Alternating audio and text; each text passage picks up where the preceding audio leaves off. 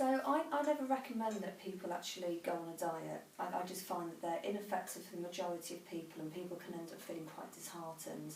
And for me, weight loss and good health is not necessarily about what we take away, it's more about what we put in. But something I do recommend that people do is look at the GI scale, the glycemic index scale, and you can go on the internet and just print one of these off.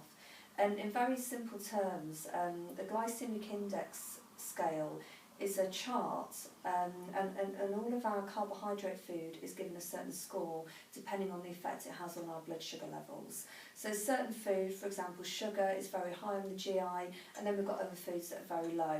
And I recommend that people, the majority of the time, try to eat foods that are medium to low GI, and try and avoid foods that are high GI as much as possible, because it does have a big effect on our blood sugar levels, and therefore it does have a big effect on our body fat as well. So for weight management and energy levels, I think it's really, really key that people have this awareness.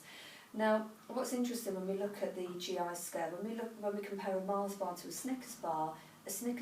much lower on the GI scale, and that's because it's got nuts in it, and nuts are high in protein and high in fibre. So if you were to have a meal that you were aware was high in GI, for example, if I was to have a jacket potato, which is a high GI food, if I added tuna to that jacket potato, it would bring down what we call the glycemic load, and it would bring down that number, so it's lessening the effect that it's having on the blood sugar levels, on my blood sugar levels.